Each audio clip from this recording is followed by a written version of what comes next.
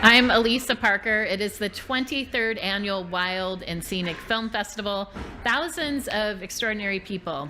The filmmakers, the subjects that are featured in the film, they come to our community in Nevada City, California, and Grass Valley, California, just down the street, to celebrate the stories and the solutions. I say it's a reason to care and a solution to do.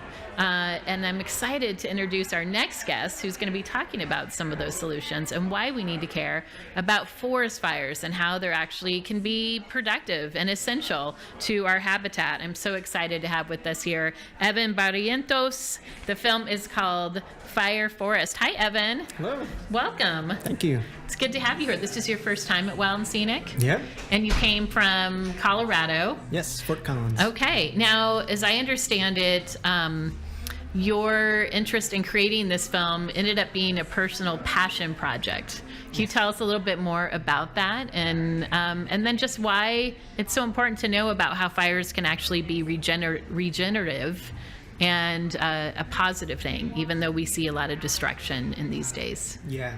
So out of college, I worked in land management and restoration and supported groups using fire as a tool to restore ecosystems in Florida and Nebraska and Oregon. And it was with Oregon, the Nature Conservancy's forest team there, where I got to learn a lot about forest restoration. And I should say in all of these ecosystems across North America, using fire, I got to see tremendously beneficial effects of fire, restorative effects, the way that it could help restore ecosystem health, and gained a deep appreciation for fire.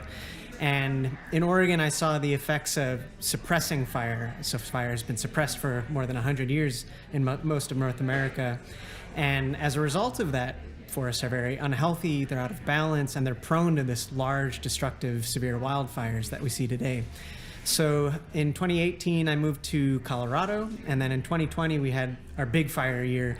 We had our largest fire in history, the Cameron Peak Fire. And it was a scary time and a bad time, but I also remember at the time just how universally negative and fear-driven the conversation was around that fire. And from my background with good fire, I just realized that something was missing, and people needed to understand that this isn't the only side of fire. There are very positive sides of it, and I realized that we don't cover that side nearly as much as we cover the destruction, the devastation, the loss of life and property and all of that. So I wanted to help provide a new kind of story, and it turned out that there happened to be a really inspiring story during the Cameron Peak Fire of, as the fire was moving towards communities of Red Feather Lakes and Glacier View Meadows, it reached a point where there was a past prescribed burn and forest thinning treatment on two separate places nearby. And the film is about what happened when the fire reached those treatment units, and how the firefighters were able to base their first and last stand against the fire at that spot. So the film conveys that story and then goes on to talk about rethinking our role of fire and helping us see its natural role in the forest and what we need to do as caretakers of the land, or restore the forest's ability to receive fire in a good way. What would you want then for the viewers of this, even just as everyday people, to understand, or how to support this in both your awareness of the positivity of fires, especially given the times when we're seeing fires that encroach, like you said, on suburban, urban areas? Yeah.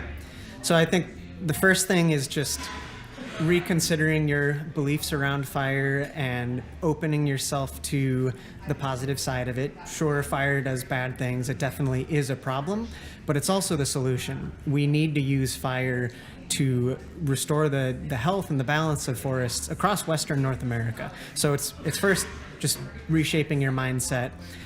Secondly is also mindset around forest stewardship, forest management, forest restoration, and understanding that forests, definitely here in California and essentially across North America, were stewarded by indigenous people for millennia. And as part of that was using fire to minimize the negative harms of fire and maximize the positive benefits. And after those people were removed from the land has grown out of balance, and it really needs us to return as stewards and return to take care of the forest. So that includes things like cutting trees, removing fuels, so that fire can return, because you can't just put fire in a landscape that hasn't had it for 120 years.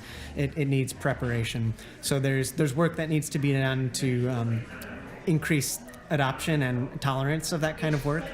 And then finally, if you are someone who owns land, who has property or manages it, it's something where you actually can do something with your own two hands to help take care of the land, to restore forest health, to reduce wildfire risk. And I know that as problems today seem more and more overwhelming, it really is something where you can literally put it in your own hands. Right. Okay. That's good to know. How is creating this film, how has this changed your life and how you're showing up right now? I mean, here you are at Wild and Scenic, for example.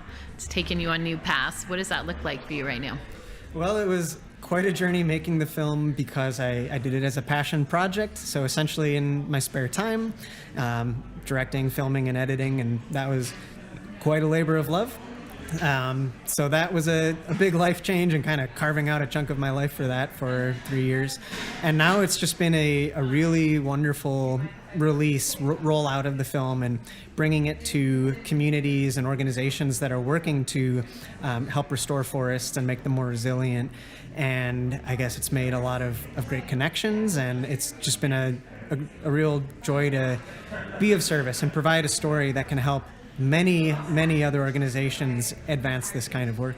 That's fantastic. Well, thank you so much for being here, Evan. And I love that so many of these films have become educational tools as well in creating policy, working with legislators, working with local, as you said, stewards of the land, which we can all be. And so hopefully, Fireforest is going to continue to take off. And our elements are all essential. All the elements are essential. So, and fire being one of them. And the positive way. So thank you so much for being here. Yes, thanks for having me. Yeah, it was a pleasure to have you here. All right, the film is called Fireforest. Let's give it up for Evan here at the Wild and Scenic Film Festival. I'm Elisa Parker, and we will be right back with more guests.